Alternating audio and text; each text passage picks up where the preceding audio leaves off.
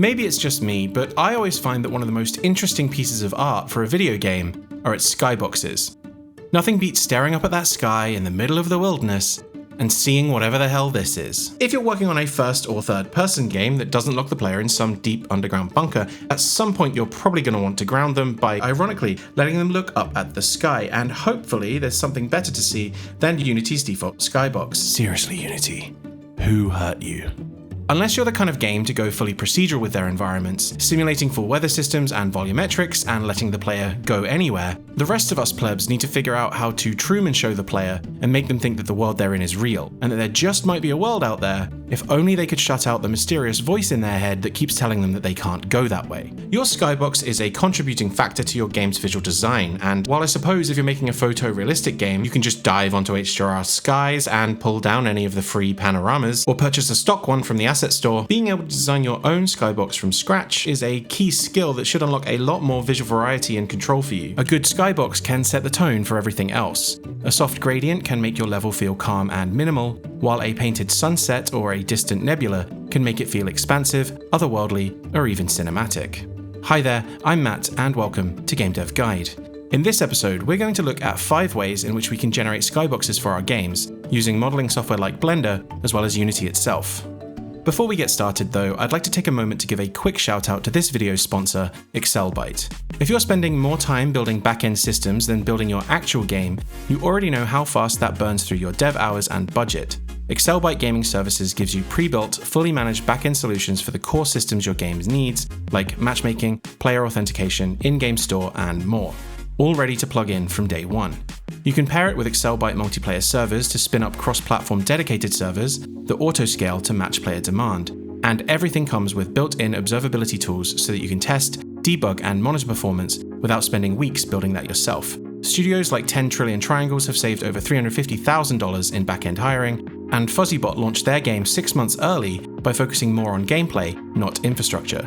If you're curious, you can start using Excelbyte for free by scanning the QR code on screen now or clicking the link in the description down below. Big thanks to Excelbyte for sponsoring today's video. Now, let's get into our skyboxes. Okay, so the first option and the simplest option is actually just to texture paint a sphere. The reason it's the first thing on the list and kind of the simplest is because the texture painting tools aren't that great in Blender. But it does give you the ability, especially if you're going for a more stylized look, to come up with some really interesting skyboxes. As you can see here, this is my little test one I did beforehand. And I'm not an incredible artist or anything, but you get the gist of what's going on and it just goes straight into Unity. So to start then, let's create a new UV sphere.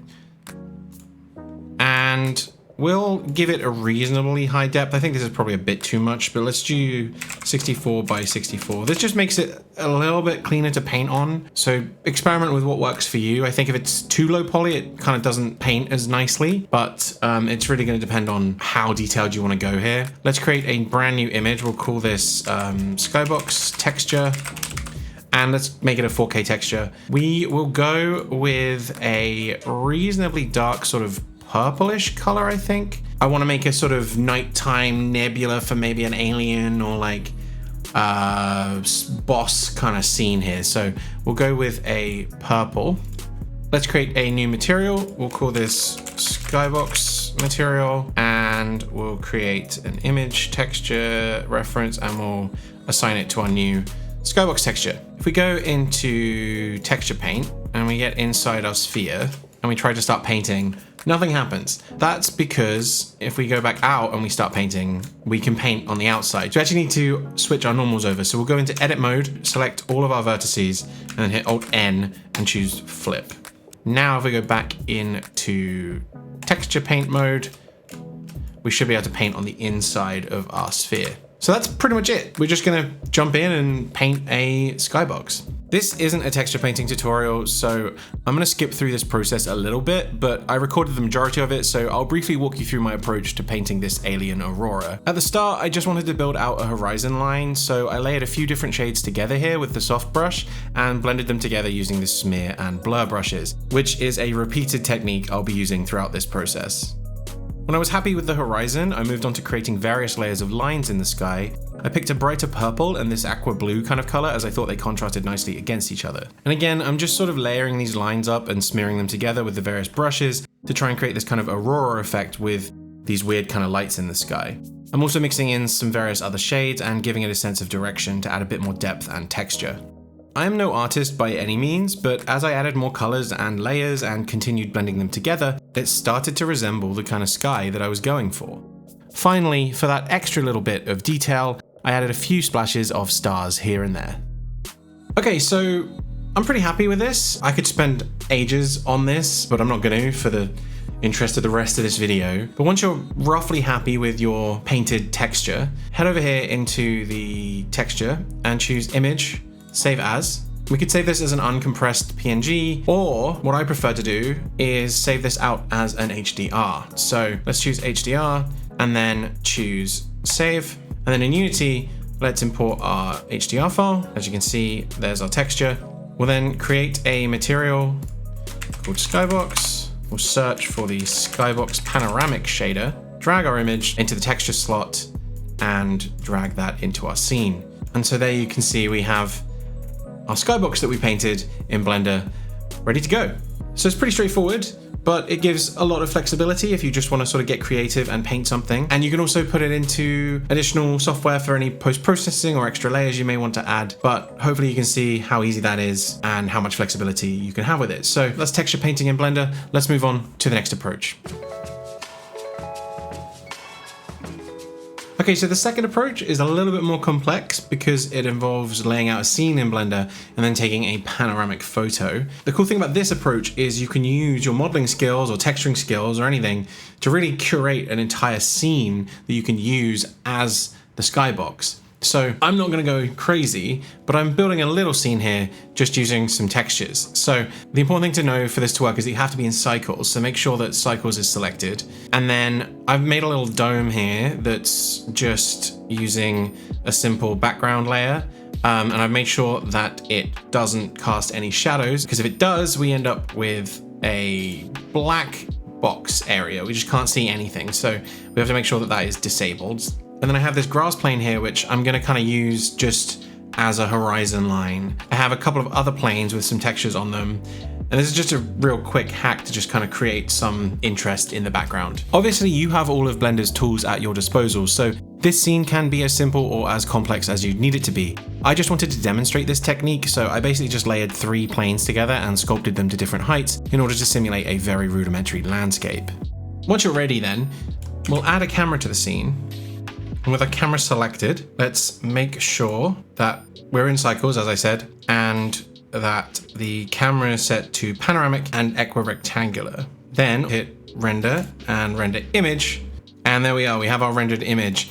I actually ended up adding a little cylinder underneath my camera here because in Unity it looked a little strange. Yeah, once we've rendered the image, we can just go to Save As. And again, let's save this as an HDR. And then in Unity, let's import our panorama. And actually this time around, let's use the other skybox method. So we can actually just change our texture type to cube and change the mapping to latitude, longitude, layout, cylindrical, and then hit apply. We can click fix edge seams. We'd also change any of the convolution types if we want. It's going to depend on how you've set yours up. And let's drag that in, and that's now our skybox. Look at that. So if it's looking a little blurry, just make sure to set your point filtering to no filter and turn off any compression. And there we have it. That's our Blender scene imported as a skybox into Unity as a panorama.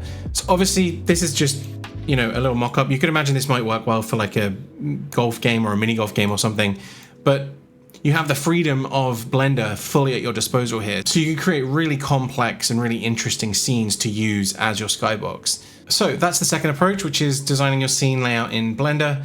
Let's have a look at the third approach. So the third option then is a very similar approach, but this time using Unity and using all the tools at your disposal in Unity to create a panoramic skybox scene. So in my scene here, I have basic terrain and I'm using the Unity terrain URP demo scene assets to do this. And I basically just built a little edge here for our horizon for our skybox. And so we obviously need a little bit more here. We need some kind of background and then probably some kind of clouds too. Once again, in the interest of time, we'll push through the process of building out our scene and I'll give a quick summary here. To start, I committed treason and used Unity's default skybox material to generate a base gradient for our sky here and messed around with the settings to get something that at least somewhat resembled a nice background color. Then I used a pretty simple shader graph shader to generate a few layers of noise to use as clouds. As you can see, this shader combines two sets of gradient noise nodes multiplied onto a procedural circle gradient that is created by finding the length of the UV and remapping and clamping it. This allows for the clouds to fall off in a nice fashion the further away they are from the camera. I then also added a few nodes to be able to adjust the color of our clouds at the end of the graph here. So I applied this shader to a plane, scaled it up by about 500 units and positioned it accordingly. And this is the result. So when we're happy with our scene and we want to export it, we can actually do that by rendering our camera view to a cube map. We're going to use this export cube map script that I've got here. I actually covered this in the past during the interior mapping video, so you can go check it out there for more information on how to do this. But essentially we can create a new render texture and use the camera's render to cube map function to render a cube map to that render texture. We can then loop through each of the faces on the cube map and read them to their own render texture and then copy that texture to an image that we save to a file. In Unity then, let's hit Tools, Export Cube Map, select our camera, and then we'll actually save this as a 4K texture and then hit Export. Post-processing will mess the image up on the camera and they won't stitch together properly, so make sure that post-processing is disabled. And because it's a cube map, we need to make sure we can see all of the scene, so make sure that the field of view on the camera is set to 90 degrees. The weird thing, due to random graphics nonsense, is that this will come in upside down, which is a little inconvenient, but we can fix that in a second. First though, let's create a material and then we'll grab the 6-sided skybox. And before we assign them, let's just open up the Explorer, select our file and rotate it. Then let's just assign everything to its corresponding slot. We eventually get our cube map all nice and stitched together into a skybox. So let's take a look what it looks like in a scene. So there we have it. We've managed to combine all of the different pieces of a Unity scene, baked it out to a cube map, and now we just have a single skybox texture in our scene that honestly I think looks great. I'm really pleased with the results of this. It's one of my favorite ways to make skyboxes in Unity and there's so much potential available. What I've done here is really just scratching the surface. I'm sure if you get really creative with it and put a lot of time in, you can make a really nice skybox for your game. So that's how we can use assets in our scene and a camera to create a skybox in Unity. But for our next approach, why don't we try something a little bit more procedural? So our fourth approach then is to use a shader to procedurally generate a skybox inside of Unity. Now, obviously this can be varying levels of complexity, which is what makes it so great, and it can work for both stylized and photorealistic scenes. The great thing about this is that we can actually harness shader graph to do it, so you don't necessarily need to jump into code and code your own shader, although obviously that should give you a lot more possibilities than shader graph. But for the purposes of this video, we'll build a stylized scene in shader graph that we can use as our skybox material. I'm thinking of doing a cute little nighttime scene, nothing as intense as the skybox that we painted earlier, but maybe just a nice gradient, some stars and a moon, and I think that's a perfect example of something you can generate procedurally. So let's jump into it by creating a new shader graph. We'll go URP and we'll choose unlit shader graph and we'll call this procedural skybox. What we'll then do as well is we will create a material from this shader and we'll call this our procedural sky. And let's just drag this straight into our scene. Now, obviously there's just a color output, so it just goes straight to being gray. So let's open up our shader and we can just get to work and start playing around. So the first thing I'm going to do is just make a little gradient setting. So let's create a gradient by lerping between the Y position on the UV coordinate here. So we'll split out the UV and we'll create a lerp node and we'll place the green value or the Y position into the lerp and then we'll output that as our base color. So if we hit save, we should now have a nice gradient. So we'll add two color properties. We'll add a bottom color and a top color. And now we should have our colors. We can now mess around with the gradient that we want. There we go. I think that's a pretty nice gradient. It's pretty straightforward. Next then, let's put some stars in our sky. We can pretty much just take advantage of a noise texture to do this. It's a little bit complicated, so let's just step through it. We'll start by grabbing some simple noise, and if we just output that to our base color here, you'll see that we end up with a sort of distortion along the y-axis here around the center. Really, we kind of want to flip that over. And so we'll grab the world position, and we'll just normalize that. And then we will split that out, and we'll make a new vector using the X and the Z values instead. And then if we feed that in, now we have some noise along the top of our skybox here. So let's also add a property for the star scale. And then we'll cut off this edge. So what we'll do is we will put this into a smooth step.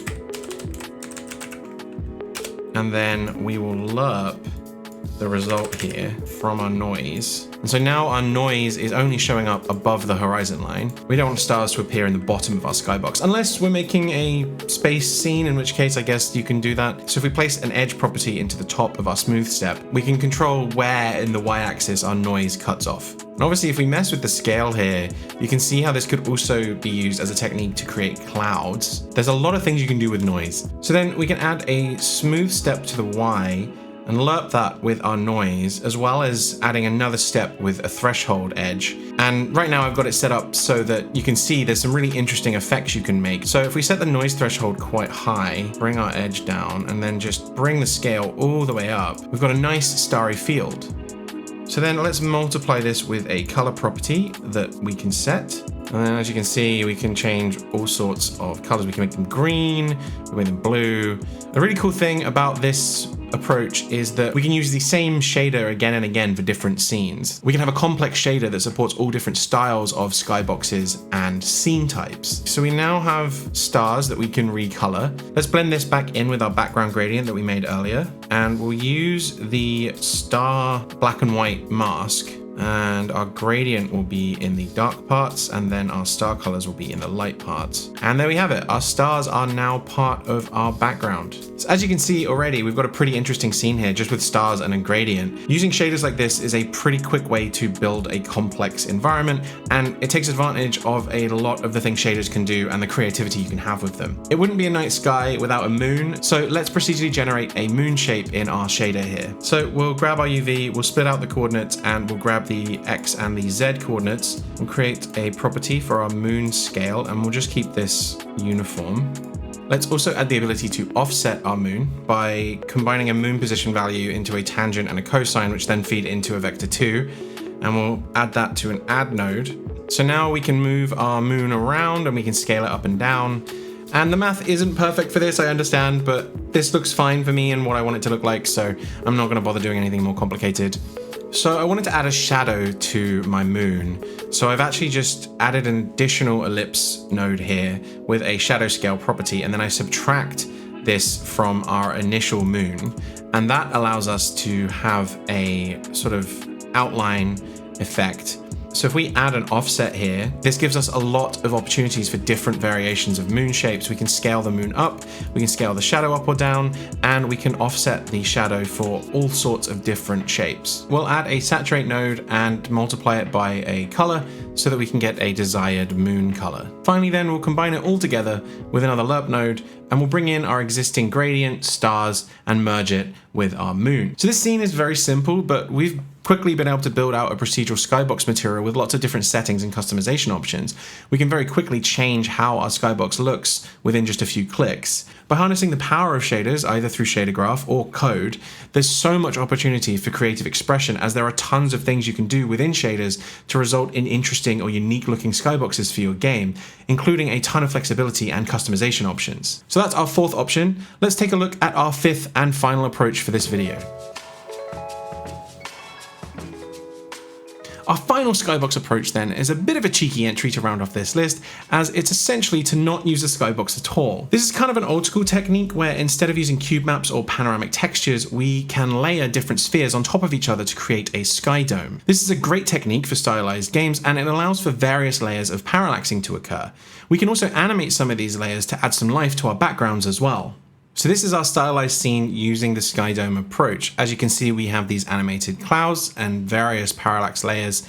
And if we go into the scene itself, you can see that it's basically just a combination of different textures and shaders applied in a sphere or sort of cylinder shape. I have this little cylinder shape I exported here out of Blender. And from the center then, it's great because if you move around, you can see it creates this sort of parallaxing. We can also have these various layers that are scrolling too. And this is just a scrolling shader that moves the UV offset over time. Essentially, this is just a combination of a lot of the different techniques that we've looked at in this video already, but it's really cool because I think it allows for a lot of different types of skyboxes and scenes, and I don't know, it's just kind of a classic way to do things. Obviously, you can see how that can potentially extrapolate to an even bigger scene or maybe something that you're working on, and so I really just wanted to share it here as a potential alternative to everything we've discussed in this video. So those are 5 different ways that you can create skyboxes for your games.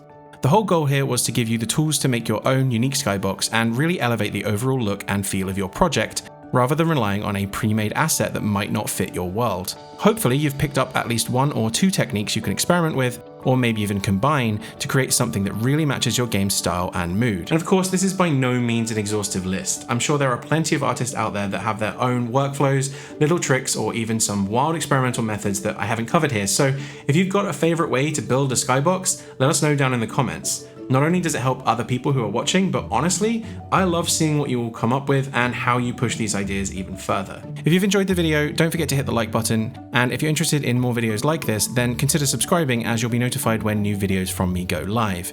If you'd like to see more from me first though, consider checking out one of the videos on screen now. As always, thank you so much for watching, and I will see you again next time.